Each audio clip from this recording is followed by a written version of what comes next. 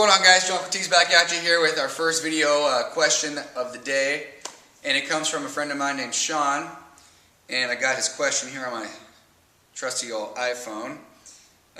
Sean's question was, John, what are some techniques to reduce shin splints through resistance training?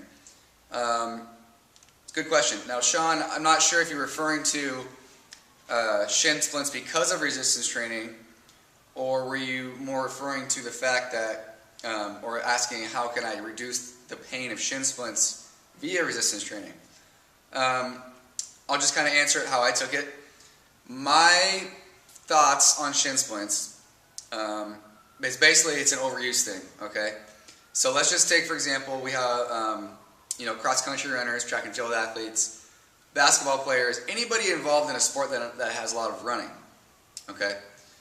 You see this all the time, all right? Even now with CrossFitters and really avid exercisers who are all of a sudden really motivated to start getting into shape and they start running a lot, okay? All well and good.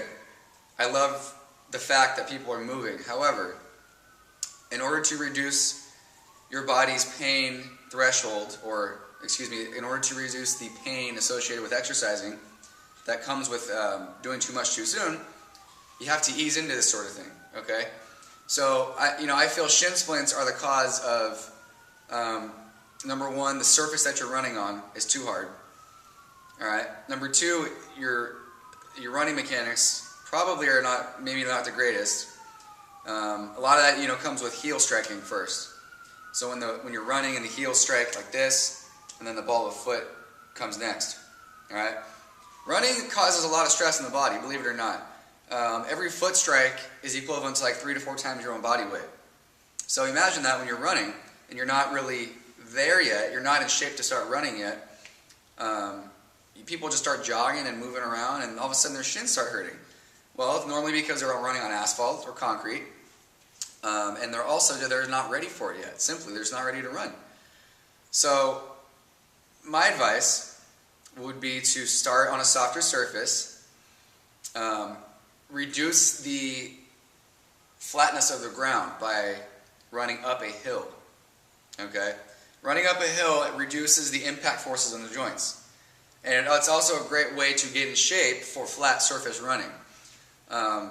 Anytime somebody wants to start sprinting with me or they want to get on a speed training program, almost every single time we start them with hill sprints on a softer surface, if possible.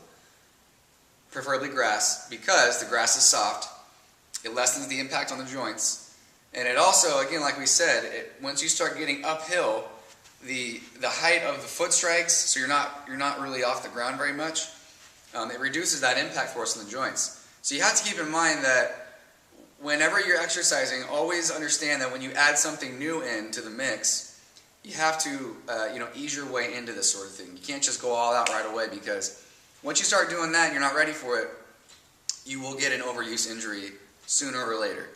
You see it all the time with somebody that they're brand new to something new. They want to go all in. They're like, oh, I'm so excited to start doing this new thing.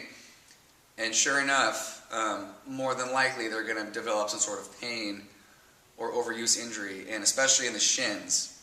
And you want to nip that in the butt right away. So if you do have shin splint pain, you want to ice when you can after training, and just stop doing what's causing pain for a while. You also need to stretch your calves a lot. Stretching the calves using the foam roller, making sure that the muscle of the calf is not inflamed and tense. Okay, so you got to get your mobility in check, and also check the hips as well. Check the hips. And make sure that those are mobile enough to make sure that the forces of the body when you're running are not placed upon the lower leg as much.